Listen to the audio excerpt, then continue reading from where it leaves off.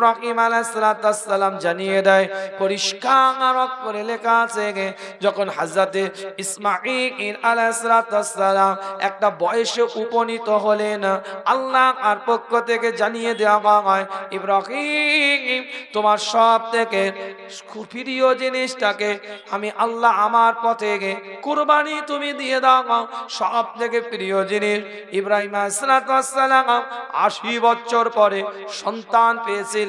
আল্লাহর রাস্তায় কুরবানি দেওয়ার যখন নির্দেশ আসলো, সন্তানের দিকে তাকিয়ে ইব্রাহিম খলিলুল্লাহ বলতে থাকে, আমার সন্তান, আল্লাহর পক্ষ থেকে বলা হয়েছে আমি স্বপ্নের মধ্যে যেন দেখছি আমি ইব্রাহিম তোমাকে যেন জবাই করছি, তোমাকে যেন জবাই করে দিচ্ছি। ফালাম্মা বালাগা মাহুস সাআ ক্বালা ইয়া বুনাইয়া ইন্নী আরা ফিল মানামি আন্নী আযবাহুকা, আমি স্বপ্নের মধ্যে ঘুমন্ত অবস্থায় দেখি আমি যেন তোমাকে জবাই করছি। আন্নী আযবাহুকা ফাআযুরু মাযা তারা, এই সম্পর্কে তোমার বক্তব্য কি, এই সম্পর্কে তোমার মন্তব্য কি, তুমি কি বলতে চাও, তোমার ওপিনিয়নটা একটু আমাকে বলো, কি তুমি তোমার রায়টা কি। সঙ্গে সঙ্গে হযরত ইব্রাহিম খলিলুল্লাহ দিকে তাকিয়ে ইসমাঈল জবিউল্লাহ চিৎকার আওয়াজ দিয়ে সেদিনে বলেছিল, আব্বা রবের পক্ষ থেকে যে ফয়সালা আপনার কাছে এসেছে আন্নী আযবাহুকা ফাআযুরু মাযা তারা ক্বালা ইয়া আবা তিফআল, এখানে ইব্রাহিম খলিলুল্লাহ দিকে তাকিয়ে ইসমাঈল জবিউল্লাহ বলছে ক্বালা, এই আমার এই কলার ফাইল হচ্ছে ইসমাঈল আলাইহিস সালাম, তিনি বলছেন আল্লাহর পক্ষ থেকে যেটা আপনার উপরে ফয়সালা এসেছে আপনি সেটা করেন, আপনি সেটা কার্যকরী করেন, নিশ্চয়ই আমাকে সবরকারী বান্দাদের মধ্যে একজন পাবে।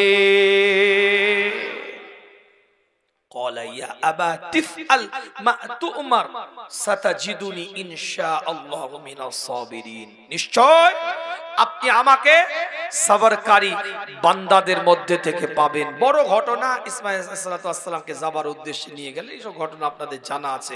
বক্তব্য আমার এই জায়গায় যেমন পিতা তেমন সন্তান, আমি জবার ঘটনা বলতে আসিনি, সব আপনাদের মুখস্থ হয়ে আছে। বক্তব্য আমার এখানে, আজ ইসমাঈল আলাইহিস সালামকে কত বছর বয়স, কত বছর বয়স, যে বয়সে আপনার আমার পরিবারের ছেলেরা পাবজি খেলছে, ফ্রি ফায়ার খেলছে, ড্রিম 11 খেলছে, রামি সার্কেলের সাথে যুক্ত আছে, জুয়ার কারবারের সাথে যুক্ত আছে, মোবাইলে সফটওয়্যারের গেম খেলে, সেই বয়সে 12 বছর 11 বছর 10 বছর এই বয়সের ছেলেরা এই সন্তানকে যদি পিতা কোনো কথা বলে, পিতার কথাটা তার কাছে বর্তমানে সন্তানের কাছে কেমন গ্রহণযোগ্যতা, আর ইসমাঈলের কাছে তার পিতার কথাটা কতটা গ্রহণযোগ্যতাটা একটু অ্যানালাইজ করে দেখেন, একটু সমীক্ষা চালিয়ে দেখেন।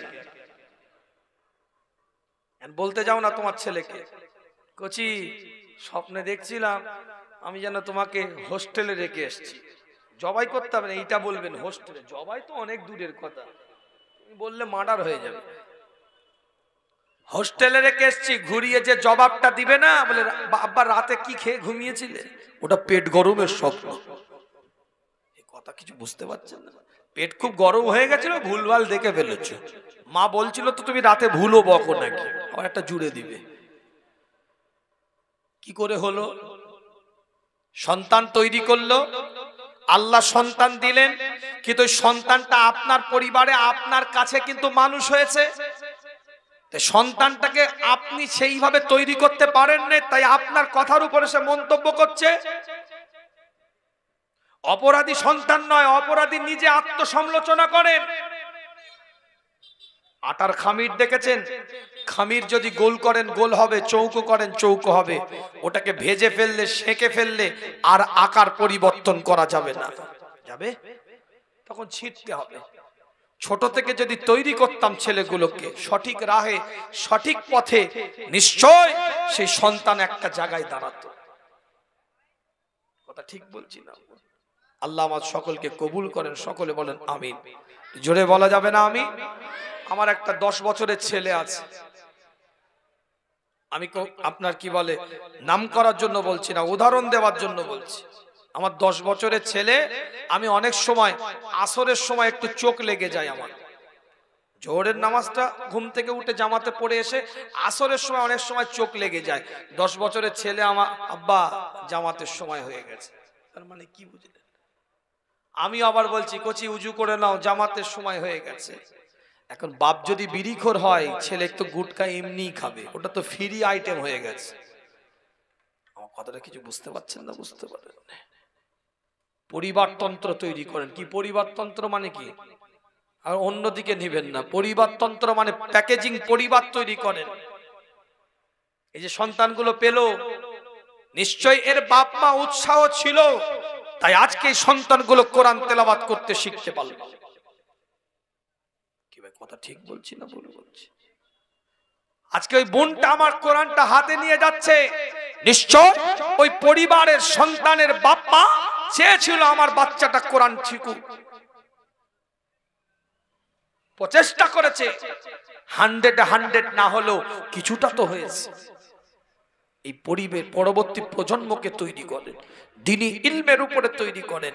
এক একটা বান্দা, এক একটা সন্তান কবরের পাশ দিয়ে হেঁটে যাবে, কোন পীর সাহেব, কোন পীরজাদা, কোন আলেম, কোন মুফতি সাহেবকে নিয়ে এসে কবর জিয়ারত করতে হবে না।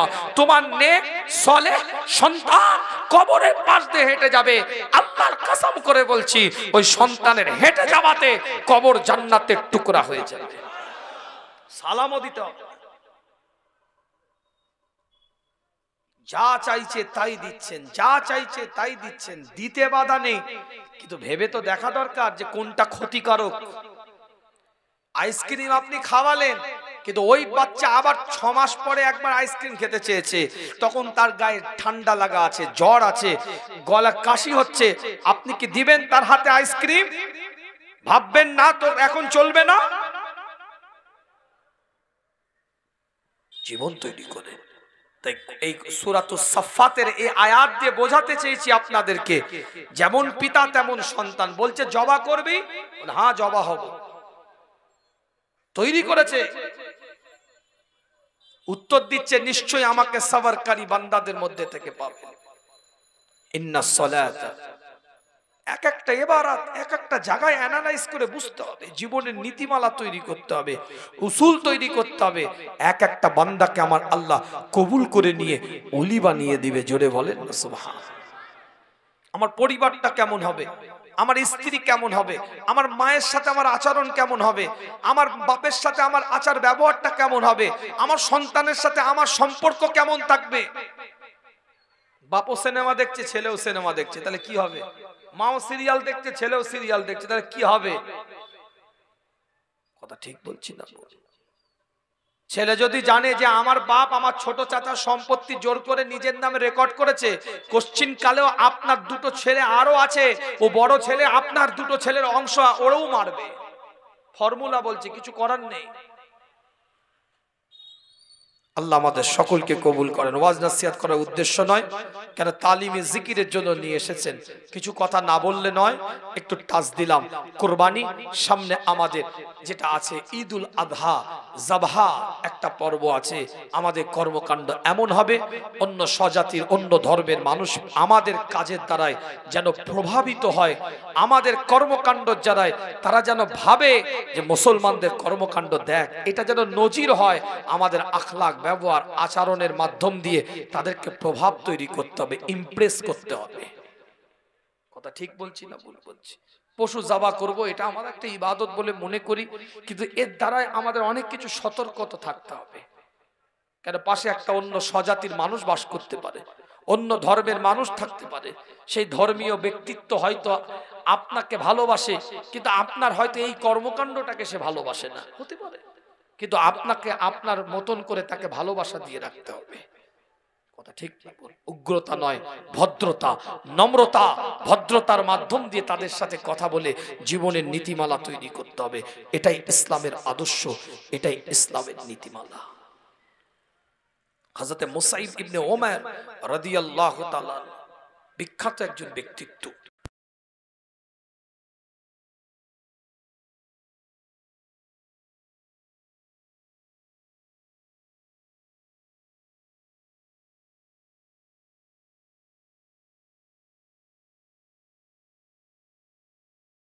সাল্লামের সাহাবা বদরের জমিনে লড়াইয়ের ময়দানে যুদ্ধের ময়দান থেকে জয়ী হয়ে যখন ফিরে আসলেন, কিছু ব্যক্তিদেরকে পরাজিত অবস্থায় বন্দী করে জিম্মি করে নিয়ে আসলেন। আল্লাহ নবী আল্লাহ রাসূলের সাহাবারা আটা আর খামিরটা তৈরি করছে, রুটিগুলোকে বানাবে, রাতের খানা খাবে। আল্লাহ নবী মুহাম্মদুর রাসূলুল্লাহ সাল্লাল্লাহু আলাইহি ওয়াসাল্লাম আটার খামিরটাকে দেখতে পেলেন এবং অনুমান করলেন যে পরিমাণের আটার খামির আছে এই পরিমাণের রুটি তৈরি করলে সবারই মধ্যে বন্টন করে দিলে কেউ পাবে কেউ পাবে না।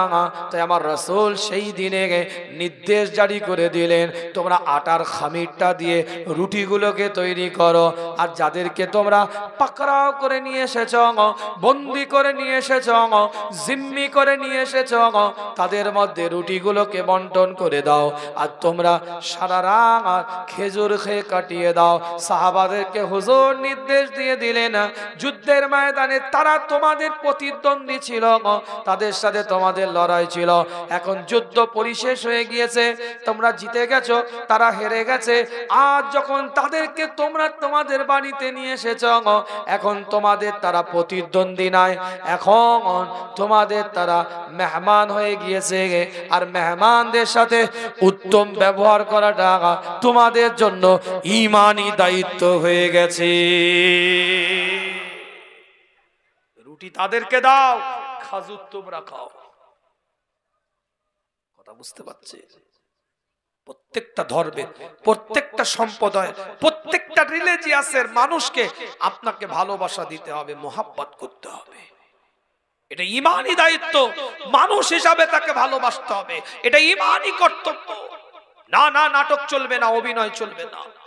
আর এই ভারতবর্ষ ভ্রাতৃত্বের উপরে দাঁড়িয়ে আছে, মানবতার উপরে দাঁড়িয়ে আছে, সম্প্রীতির উপরে দাঁড়িয়ে আছে, গণতন্ত্রের উপরে দাঁড়িয়ে আছে। ভারতবর্ষের কনস্টিটিউশন মৌলিক অধিকার সর্বজাতের সর্বধর্মের সমন্বয়ের ঐক্যের বন্ধনে নিজ নিজ ধর্মীয় কার্যকলাপ, নিজ নিজ দায়িত্ব পালন তারা করতে পারে।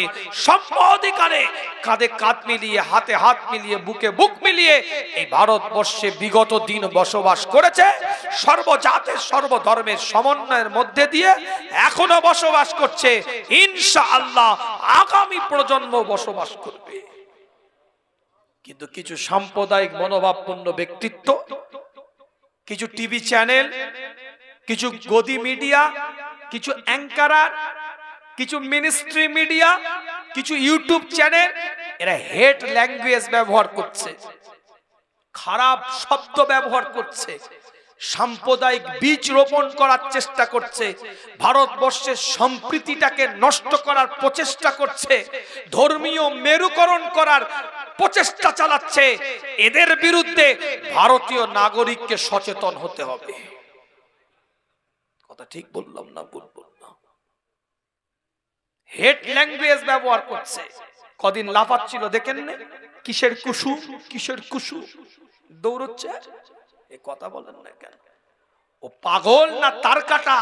কিছু মাথা আমার খেলে না মাঝে মাঝে। কিসের কুসুম কিসের কুসুম করে লাফাচ্ছে। ঠিক তার 7 থেকে 8 দিন পরে কিসের কুসুম ভারতীয় মানুষদেরকে শুধু নয়, পৃথিবীর মানুষদেরকে দেখিয়ে দিল ও কিসের কুসুমের খুঁজে বেরিয়েছিল। কিসের কুসুম, কিসের কুসুম বলে খুঁজছিল।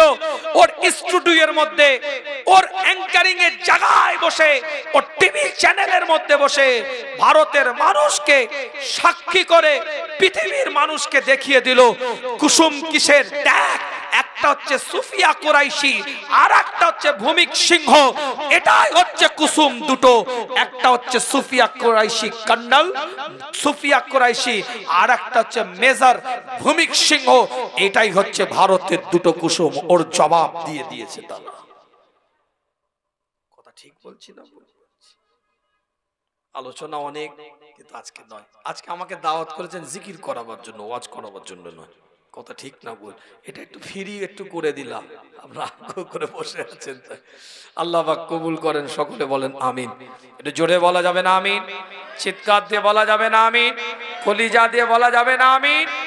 মনে রাখবেন, স্পষ্ট কথা বলছি, পেহেলগাঁয়ের বুকে 27 জন ভারতীয় নাগরিক মারা গেছে, ভারতীয় নাগরিক মারা গেছে, ভারতীয় পর্যটক নিরীহ মারা গিয়েছে তারা। এটা আমাদের বুকে লেগেছে, ব্যথা লেগেছে। কিন্তু কিছু মানুষ প্রচার করছে বিশেষ কিছু ধর্মীয় ব্যক্তিত্ব বিশেষ কিছু ধর্মীয় মানুষকে আঘাত করেছে। কেন এটা বলতে পারলো না যে ভারতীয় নাগরিক মারা গেছে? আমি সেদিন একটা কনফারেন্সে বক্তব্য দিচ্ছিলাম, সেখানে হিন্দু ভাইদের জাতির মানুষেরা বসে আছে, খ্রিস্টান বসে আছে, শিখেরা বসে আছে, জৈন বসে আছে, বুদ্ধিস্ট বসে আছে। আমাকে স্পিচ দিতে বললো, আমি কোনো কথা বলিনি। 1 মিনিটে বলে, পীর সাহেব আপনি 1 মিনিটে কিছু বলেন। আমি 1 মিনিটে বক্তব্য দিতে গিয়ে তাদেরকে বললাম, শোনেন স্পষ্ট কথা আপনাদেরকে বলি, আমি আজকে যারা এই কাঁচের ঘরে বসে ঠান্ডা ঘরে বসে বলছে যে প্যান্ট খুলে দেখা হয়েছে তারপরে মারা হয়েছে, আজকে যারা ওই বলছে আইডেন্টিটি জেনে জেনে পরিচিতি নিয়ে নিয়ে তারপরে তাদেরকে মারা হয়েছে, একথা যারা বলছে আমি তাদেরকে প্রশ্ন চিহ্নিত করছি। মনে রাখবেন, এরা ঘুরিয়ে যারা আমাদের দেশের সামরিক বাহিনী, যারা আমাদের দেশের বিএসএফ, যারা আমাদের দেশের বর্ডার সিকিউরিটি ফোর্স, যারা আমাদের দেশের বুক চিতিয়ে সেনাবাহিনীর কাজ করছে, কর্নেল মেজর যারা রাত জেগে জেগে ওখানে পাহারার মধ্যে আই বলে আপনি আপনার বাচ্চাকে নিয়ে ঘরে নিদ্রা যান। আজকে 5 মিনিট আপনার মিটার ছাড়া ছাড়া 5 মিটার ছাড়া ছাড়া বিএসএফ কর্নেল আপনার কি বলে আধা সামরিক বাহিনী সেখানে দাঁড়িয়ে থাকে। যারা বলছে আইডেন্টিটি জেনে জেনে পরিচিতি নিয়ে নিয়ে প্যান্ট খুলে দেখে মারা হয়েছে, এরা তো তাদের বিরোধিতা করলো যারা বুক চিতিয়ে ওখানে পাহারা দেয়। তাহলে তারা তাদের দায়িত্ব পালন করেনি? আগে থেকে জিজ্ঞেস করছি কটায় আপনাদের তখন কি বললেন? স্পষ্ট বক্তব্য। এই কাশ্মীরের বুকে বিশেষ একটা ধর্মীয় উপাসনালয়, বিশেষ একটা ধর্মীয় পোশাক পরিধান করে একটা আসিফা নামক বোনের উপরে কিন্তু গ্যাং রেপ করা হয়েছিল, গণধর্ষণ করা হয়েছিল, তার লজ্জার স্থানে রড দিয়ে মারা হয়েছিল। সেদিনও কিন্তু সন্ত্রাস একটা ধর্মীয় পোশাক পরিধান করেছিল। আমরা বলিনি কোনো ধর্ম কোনোদিন সন্ত্রাস ছড়াতে পারে না, না, সেদিনে একটা ধর্মীয় পোশাককে তারা ব্যবহার করেছিল। সন্ত্রাস কোনো ধর্ম আশ্রয় দিতে পারে না, আর কোন সন্ত্রাস কোন ধর্মীয় ব্যক্তিত্ব হতে পারে না, আর কোন ধর্ম সন্ত্রাসকে আশ্রয় দিতে পারে না। সেদিন একটা ধর্মকে তারা ব্যবহার করেছিল, আজ হয়তো একটা ধর্মকে তারা ব্যবহার করছে। তাদের ধর্ম কিন্তু সন্ত্রাসী, যখন যেটা দরকার হয় সেটাকে ব্যবহার করে। কথা বুঝতে পারছেন? বিস্তারিত কথা বলার সুযোগ নেই। আল্লাহ আমাদের সকলকে কবুল করেন, সকলে বলেন আমিন। আমাদের দায়িত্ব ঐক্য, একতা, ভ্রাতৃত্ব, মানবতা, সম্প্রীতি, মানুষকে ভালোবাসা। মানুষকে ভালোবাসতে শিখুন। আল্লাহ রসুল বলছেন, একটা মানুষ যদি মসজিদের নববীতে 1 মাস ইতিকাফ করে, তাকে যে সওয়াবটা দেয়া হবে তার থেকেও বেশি সওয়াব দেয়া হবে অপরের উপকার করার জন্য, অসহায়ের পাশে দাঁড়াবার জন্য, বিপদগ্রস্ত মানুষকে সহযোগিতা করার জন্য। যদি কেউ একটা কদমকে আগিয়ে দেয় উপকার করার জন্য, 1 মাস মসজিদের নববীতে ইতিকাফের থেকেও বেশি সওয়াব পেয়ে যাবে। চাচা তাহাজ্জুদের নামাজ পড়ে বসে আছে, চাচা যাবে না? পাশের বাড়ির লোকটা কাতরাচ্ছে দেখতে, বলে ওর সাথে 5 বছর আমার কথা নেই। তাহাজ্জুদ গুজা ফেটিয়ে ফেলবে, কবরে ঢুকো, আদা থ্যাতলানো করবে, থোর কুচা করবে। আমার কথা কিছু বুঝতে পারছেন না? বুঝতে মুআমিলাতটা ঠিক রাখেন। আপনি নামাজি, আপনার পরিচয় কি? আপনি নামাজি হয়ে যদি মুখে বিড়ি থাকে, আপনি টুপিওয়ালা, আপনার পরিচয় কি? টুপি মাথায় দিয়ে যদি লোকের আল কেটে নিজের দিকে বাড়িয়ে নেন, আপনি দাড়িওয়ালা, আপনার পরিচয়টা কি? কথায় কথায় যদি আমি আপনি মিথ্যে কথা বলি দাঁড়িয়ে রেখে, কি কথা ঠিক না? যাক, আলোচনা অনেক। মূল কথা এটা, সামনে জিলহজ মাস আসতে চলেছে। যারা সাহেবে নেশাব হবেন তাদের জন্য কুরবানি ওয়াজিব হয়ে যাবে। যাদের জন্য কুরবানি ওয়াজিব, তাদের দায়িত্ব প্রতিবেশীর হক আদায় করা, এবং তার সাথে সাথে বড় দায়িত্ব আমি একটা ইবাদত করব, অন্য স্বজাতির মানুষ যেন কষ্ট না পায়। আপনি পশু জবাই করার আগে কিছু সতর্কতা হবে। সাবমার্সিবলে পানি থাকবে, ফোর্সে পানি রক্ত ধুয়ে চলে যাবে। পশুর ভিডিও ছবি ফেসবুকে আপলোড করবেন না। মানুষের সামনে বেশি পশুকে নিয়ে ঘোরাঘুরি করার দরকার নেই। আপনি নিয়ে আসলেন, আপনি নিয়ে আপনার মতন রাখলেন, নির্দিষ্ট ঘেরা জায়গায় পর্দা খাটিয়ে সুন্দরভাবে আপনি জবাই করলেন। যখন আপনি কোনো পশুর গোস্তকে নিয়ে কাউকে দিতে যাচ্ছেন আত্মীয় স্বজনের বাড়িতে, বাইকে কোনো সাদা পলিথিন ব্যবহার করবেন না, কালো পলিথিনে ব্যাগে ভরবেন, সুন্দর করে নেবেন, কোনো গন্ধও না বেরোয়, এদিকেও খেয়াল রাখতে হবে। হঠাৎ করে দাঁড়িয়ে গুটকা খেচ্ছেন, আপনার পশুর গোস্ত আপনার কি বলে ব্যাগ বাইকে ঝুলছে, আপনি বাজারের উপরে বাইক দাঁড় করিয়ে গুটকা কিনছেন কেন? আগের দিন গুটকা কিনেলেন না, ওই দিনেই কেন দাঁড়াতে হবে? যেখানে যাচ্ছেন সেখানে যান, গোস্ত দেন সেখানে দিয়ে, সেখানে পশুর গোস্ত মেনটেন করে আত্মীয়তার সাথে দেখা সাক্ষাৎ করে চলে আসেন। বাজারে উনি আপনার কি বলে বাইক এক জায়গায়, সাইকেল এক জায়গায়, উনি আর এক জায়গায় গল্প করছে, কোথায় যাচ্ছি বলে আত্মীয়র বাড়িতে পশুর গোস্ত দিতে যাচ্ছি। কেন? আপনি যে কাজে যাচ্ছেন পরিবেশ ঠিক রাখার জন্য, সেই কাজ করে এসে আপনি গল্প করেন। আমার কথাটা কি ভুল হচ্ছে নাকি? আল্লাহ এগুলো কেন, এগুলো এই এক বর্তমানের সিচুয়েশন অনুযায়ী সতর্ক থাকতে হবে। আল্লাহ আমাদের সকলকে কবুল করে। আমরা ডিফেন্সিভ, আমরা কোনোদিন ফ্রন্টে এসে আমরা কোনো এলোমেলো করব না, আমরা নিজেদেরকে নিয়ন্ত্রিত রাখবো। এটাই ইসলামের শিক্ষা, এটাই ভ্রাতৃত্বের শিক্ষা, এটাই মানবতার শিক্ষা। কেউ চোখ রাঙালেও আমরা তাদেরকে বুকে জড়াবার চেষ্টা করব। কেউ হাত তুলতে আসলেও আমরা হাত মিলিয়ে তাদেরকে কাছে টানার চেষ্টা করব। কথা ঠিক না বল? আল্লাহ আমাদের সকলকে, তা বলে এটা আমাদের দুর্বলতা মনে করবেন না, এটা আমাদের উদারতা। এটা আমাদের দুর্বলতা নয়, এটা আমাদের উদারতা, এটা আমার রাসূলের আদর্শ। তাহলে এটা দুর্বল ভাববেন না আমাকে, আমাদেরকে। যাই হোক, আল্লাহ আমাদের সকলকে কবুল করেন।